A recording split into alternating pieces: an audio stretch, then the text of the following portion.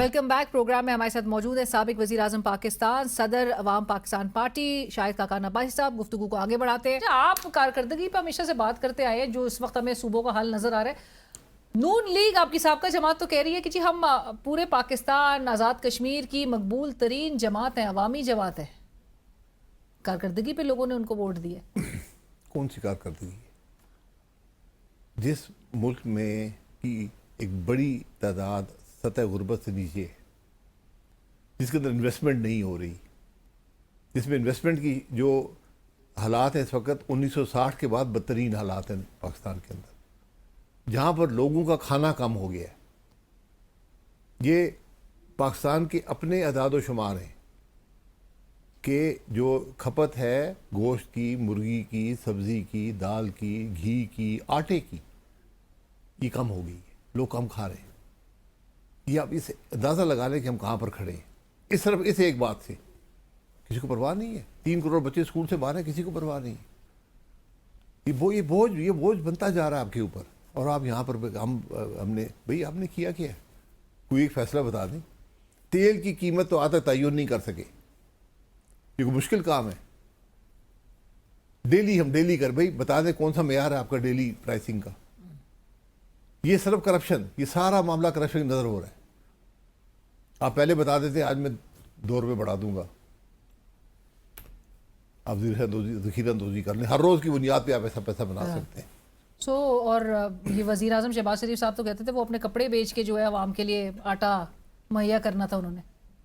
नहीं, कपड़े नए लिए उन्होंने। इन हालात पुराने बेचे और नए ले लिए।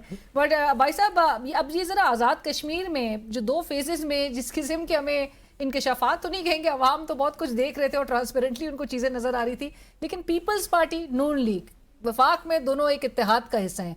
एक दूसरे पे फॉर्म 47 की हुकूमत, नस्ल दर नस्ल धांधली की पैदावार, इस किस्म की नहज पे अब मामलात, और वो एक को रिगिंग के मास्टरमाइंड कहें।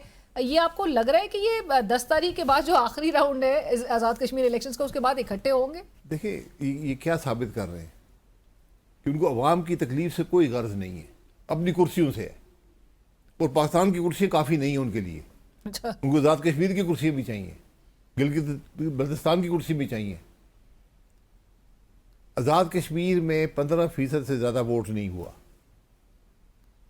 ऐसे हल्के जब 5-5% वोट हुआ है। वो कहीं तो वो 130% वो राजा जी, वो आपने भर के दे दिए ना। वोटर नहीं था जितने वोट कास्ट हो गए। यहाँ पर जो पाकिस्तान में वोटिंग हुई है ऐसे हल्के थे, वोटर ही नहीं आया। हालांकि ये मतलब हमने कोई ना सियासी कदरें छोड़ी हैं, ना अखलाकी कदरें छोड़ी हैं। भाई आप एक गवर्नमेंट में बैठे हैं, जो गवर्नमेंट नाकाम हो गई है, मुल्क नहीं चल रहा, और आप लड़ रहे हैं, एक दूसरे को गालियां निकाल रहे हैं, इल्जामात लगा रहे हैं। यहाँ पे ये भी कह रहे हैं ना कि आप अगर हमें कहेंगे फॉर्म 47 के, तो फिर हम आपका भी बताएंगे आप कैसे हैं। जी बताएं। तो यानी एडमिट भी कर रहे हैं और अगले को भी। जी, सारे फॉर्म 47 से आए हैं। सारे फॉर्म 47 से। कौन नहीं है उसको वो बता दें। ये 18 में भी यही हालत थी। 2018 में फॉर्म 47 पे आए थे, वो उतने ही फिर फॉर्म 47 पे हैं। सो इलेक्शन जितने ही शफाफ है आज़ाद कश्मीर के भी, जितने 2018 के थे, 2024 के थे, नहीं उससे बेहतर ज्यादा सही शफाफ है। अच्छा। भैया यहाँ तो वोटर नहीं आया ना, ये तो एक नई शफाफियत है। और इलेक्शन कमीशन वहाँ का कहे कि ये पुरअमन और शफाफ तरीन अगर इलेक्शन, पुरअमन ही थे, वोटर था ही नहीं तो पुरअमन थे। लेकिन आपको लग रहा है कि ये पीपल्स पार्टी 10 तारीख के बाद ये वैसी ही नजर आ रहा है, इनकी आपस में एक नोकझोंक इसी तनख्वाह पे काम करेगी। इसी तनख्वाह जी पे काम जी, करेगी। मैं वो क्या कहते हैं प्रेडिक्शन नहीं करता, क्या कहते हैं प्रेडिक्शन को, पेशगोई नहीं करता, पेशन गोई नहीं, लेकिन मेरी पेशन गोई है कि इसी तनख्वाह पे सब काम। सो ये इत्तेहाद कायम रहेगा। जी, ये मुफादात का इत्तेहाद है। ये अवाम की तकलीफ दूर करने का, मुल्क चलाने का इत्तेहाद नहीं है। वो खुद कहते हैं कि हम तो मुल्क को इस्तेहकाम देने के लिए आए हैं। वैसे सो अनफॉर्चुनेट भाई साहब, लेकिन एक तरफ तो लोगों को ये भी उम्मीद लग रही थी कि शायद अगर गौर साहब तहरीक अदम एतमाद की अगर आवाज़ बुलंद कर रहे हैं तो पीपल्स पार्टी के बगैर तो ये पूरी नहीं हो सकती। सो पीपल्स पार्टी अब समझा जाए कि वो शामिल ही नहीं हो सकती है उसमें। नहीं, उसको इजाज़त नहीं है। उसको इजाज़त नहीं है इस इत्तेहाद से बाहर निकलने की, खुद साख्ता। अच्छा, ये हालत भी आज है। सो ऑपोजिशन भुट्टो की जमात जो है उसके हालात आप देख ले। بہت ڈاؤن گریڈیشن ہو گئی ہے. جی بینظیر بھٹو کی جماعت کی حالت دیکھ لی. بٹ بھائی صاحب اب مولانا صاحب جو ہیں وہ کہہ رہے ہیں موجودہ حالات یہ تقاضا کرتے ہیں کہ محمود اچکزئی صاحب اپوزیشن لیڈر وہ اپوزیشن کی تمام جماعتوں کا اجلاس بلائیں اور ایک وے فارورڈ جو ہے وہ لے کر اب آگے اس کے بڑھا جائے.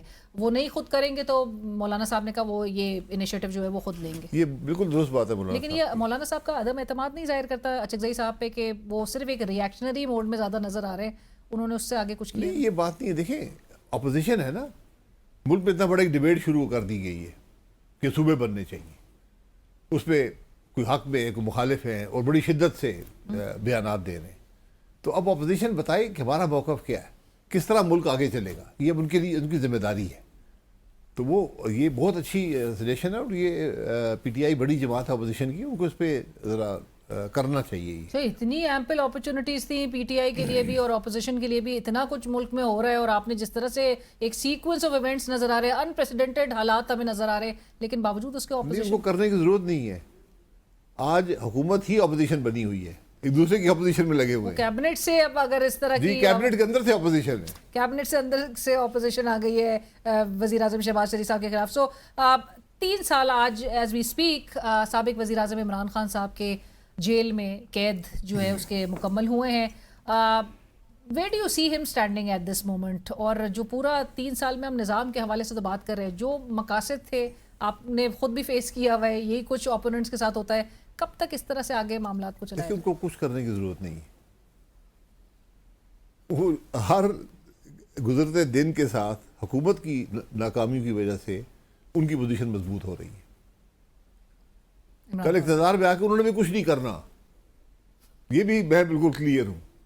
ان کے پاس ایک حکومت ہے اس وقت, تو اس حکومت کیوں نہیں چل رہی؟ اس کو چلائیں نا. اگر آپ کے پاس صلاحیت ہے, آپ کی سوچ ہے جماعت میں, تو آپ اس کو چلائیں, اس صوبے کو, اور دکھائیں لوگوں کو بھئی یہ ایک نمونہ ہے ملک میں ترقی کا. وہاں بھی وہی کرپشن ہے, وہی بد نظمی ہے, وہی تباہی ہے جو باقی پاکستان میں ہے. اور سر آپ نے ایک طرف جہاں پر عمران خان صاحب, اور آپ نے کہا کہ ان کو تو کچھ کرنے کی ضرورت نہیں ہے, جو کچھ کر رہے ہیں اس سے ان کے ہی بیانیہ ایمپلیفائی پر ایپس ہو رہا ہے, اور دوسری طرف آپ نے کہا کہ ووٹ بھی جو اگر پڑا تھا تو وہ نواز شریف صاحب کو پڑا تھا, شہباز شریف صاحب کو نہیں, نواز شریف صاحب. سو ابھی میرا نہیں خیال کوئی پی ایم ایل این کا ورکر ہے جو شہباز صاحب کے نام پہ ووٹ دیتے. سو تمام اس وقت جو حالات ہے اس کی جو اصل ذمہ داری ہے وہ میاں صاحب کے, بڑے میاں صاحب کی. پارٹی انہی کی ہے, لوگ ان کو ہی پہچانتے ہیں. جو vote P M L N کو پڑا اور زیادہ نہیں پڑا تھا, وہ میاں صاحب کے نام پہ پڑا تھا. تو اس وقت موجودہ سارے تمام جو حالات کی ذمہ داری چونکہ رہنمائی ہمیں بھی بتایا گیا. اینڈ آخر میں جاتے جاتے بھائی صاحب, عمران خان صاحب کی جیل ٹرم کی کمپیریزن کی جا رہی ہوتی ہے تمام لیڈران کے ساتھ جو ہے, اور کہا جاتا ہے کہ ایسی جیل جو ہے وہ کسی نے نہیں بھگتی ہے. نہیں, وہ اسی جگہ جہاں میں تھا, اسی جگہ پہ ہے. لیکن سولیٹری کنفائنمنٹ, جی سولیٹری, بالکل یہی تھا. اور 3 ایئرز 3 سال مشکل کام ہے, آسان کام نہیں ہے, مشکل کام ہے. یہ ویسے بھی مشکل ہوتا ہے, لیکن یہ سولیٹری اور پھر جو وہاں پہ سہولیات ہیں بہت کم ہوتی ہیں, تو وہ ذرا مشکل کام ہوتا ہے. سو اور آپ کے خیال میں جو سسٹم ریسیٹ اور رول آف لا کا نفاذ وہی الٹیمیٹلی ان کو باہر لے کر آ سکتا ہے؟ جی بالکل بالکل, رول آف لا کے نافذ ہونے کے بعد ہی.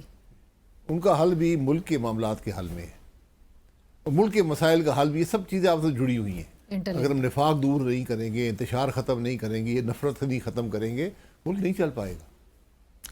تھینک یو سو مچ عباس صاحب, بہت شکریہ. پروگرام میں وقت ہو ایک بریک کا ہمارے ساتھ.